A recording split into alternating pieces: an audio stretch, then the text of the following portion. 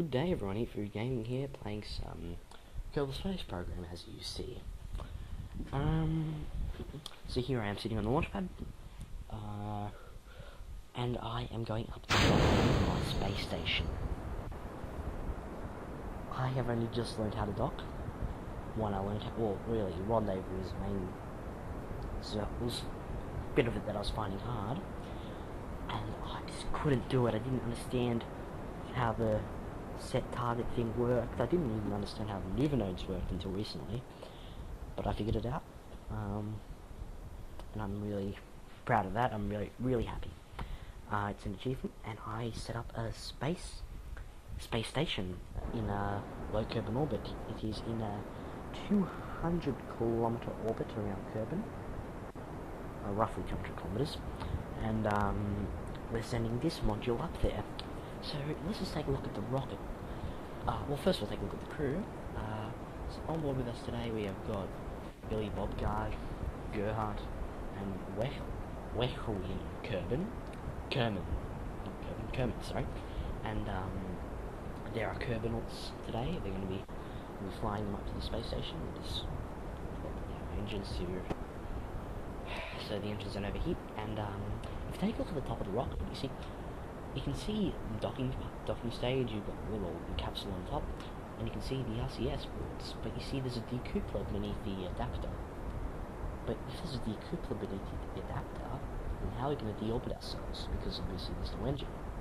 We could deorbit ourselves using RCS, but that would take forever. But if you look, and you've probably already seen it, we have those Separatron solid rocket boosters on the top of the on the command module. So what will happen is when the KSS, or Kerbal Space Station, gets to its apoapsis, which really doesn't really make much of a difference because it's in an almost circular orbit, but we try to make things as fuel efficient as possible, even though it may only save us like a little gram of fuel. I don't know if fuel's measured in grams. It's not, as far as I know. But yeah, milliliter of fuel. Sorry, that's what I'm after. The word milliliter. Even if it only saves a milliliter of fuel, it still saves us fuel. And it gets to its when it gets to its apoapsis, we decouple. We undock the command module this little command module that we're using now, and I just want to show you this part here. You see, this part is a moment of terror, because sometimes those the rockets that we just detach the fuel tanks, sometimes they smash into into my winglets, and then I spin out of control. And sometimes, even though it doesn't smash into the winglets, I spin, but I can control that. So it's a moment of terror, but you see where we were fine. So we've just gone into a 150-kilometer orbit, so we can catch up to the space station. And as I was saying before, so we get to our apo key, and then we undock this command module, and when we point prograde, you heard me, point prograde, and then we engage the Separatrons. Why am I pointing prograde? I'm sure you all already know, but most people, when they think of prograde, they think of, extending your orbit, bringing your apoapsis up, or periapsis up, whatever. As you can see, we just decoupled the back of the rocket. But you see, the reason we point prograde, and you probably have already figured this out, but I'm just explaining for those who didn't, the Separatrons, they're pointing backwards. So that means that if we were to, point retrograde, we would actually be going prograde. But anyway, we just did a whole bunch of maneuvering, and we just cut that part because we were doing this stupid maneuver node stuff, things you don't want to see, takes forever, and we've got a burn coming up, and there we go. He told me the burn would only be 7 seconds, but I thought differently. I thought, okay, 300 meters a second delta V, that's going to take around, with this engine, 30 seconds, and I was close enough, 28 seconds. So we were spot on, we were smarter than the maneuver node system, because we have experience with these sort of things. But if you take a look, really, what is the, how do I say it? The weird thing about this, like, no, well, not really weird, I'm sure a lot of you have already known this, but those of you who have docked before, I'm new to docking, but look, I just mastered, I wouldn't say mastered, but I've just learned how to do it. But this is 0.1 meters a second. Usually, I'm a big interplanetary buff, and that doesn't mean much to me. Like 0.1 meters a second, who cares? In docking, rendezvousing, it means a lot. You see, now our separation has gone up to 3.5 kilometers, I think, which is a fair bit. So we're gonna figure that out, and we will cut the video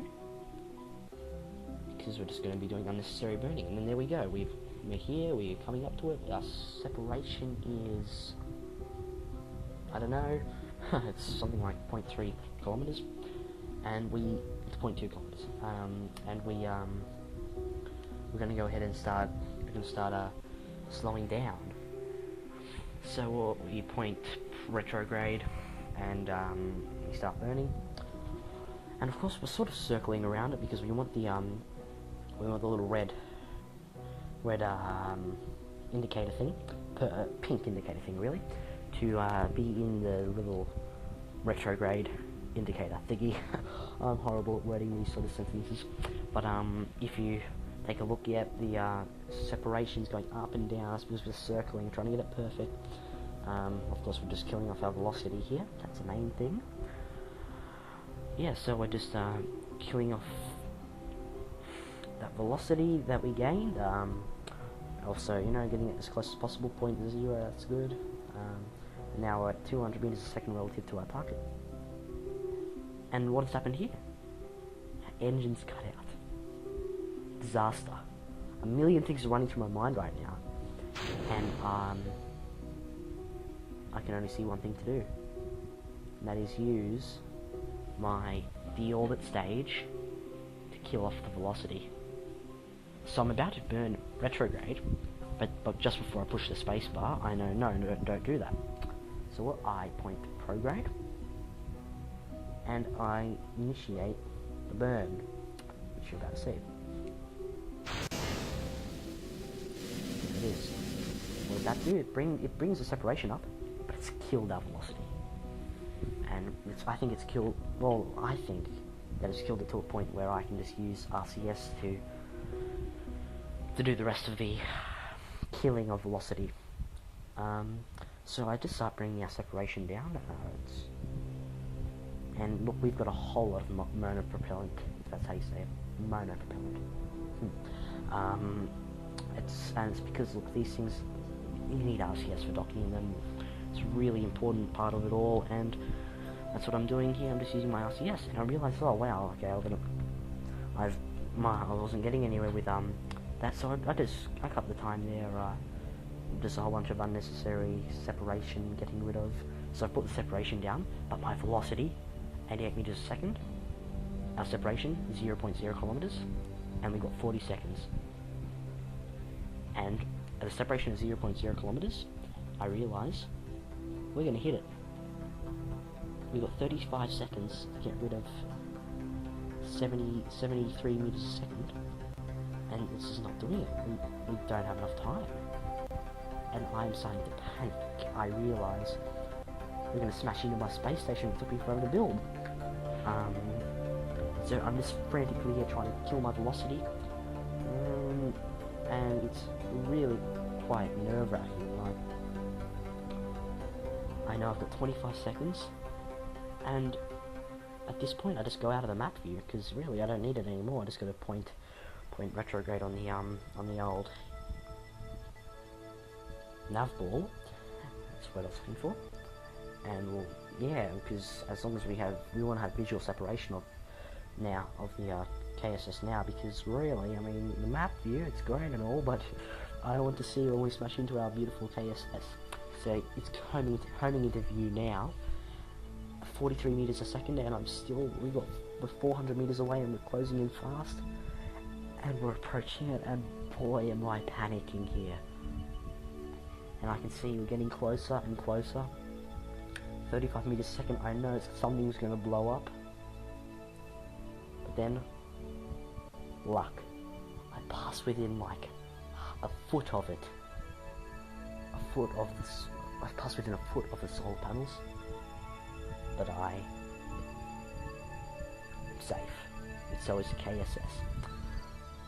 And now I'm starting to I look at my velocity. And I'm starting to realize, as I'm using physical time or time acceleration here, because it takes forever to do all that burning, but I'm starting to realize we're going to get there. It's not far-fetched at all. 8.5 meters a second, we've got RCS. It's not that hard to kill that off or gain whatever we need to gain. We're going to get there. So we start going towards there, and I guess I'm going to cut the video to when I'm a lot closer, because as you can see, we're going to get there. We've got more than enough motor propellers to do so. And yeah, so just a bit of maneuvering, and I think we're going to be there. So I'm thinking I'm going to cut the video shortly, to my knowledge. Can't remember. Editing. I did the editing, like, oh, there we go, check the mode hold. There, and 581 out of 700, I think. 720, something like that. 750, I think. Oh wow, I'm bad. But yeah, so Gerhard Kerman was brought, actually, this is his second trip up to the shuttle, to the station. He's been up here before, and he's the first one to actually leave the station. The station's only been up there for 24 hours, around 24 hours. Which is, yeah, I've actually made a space shuttle, which is capable, oh well, there we go, I just cut the video to when I'm actually closer, and I know I'm going to make it now.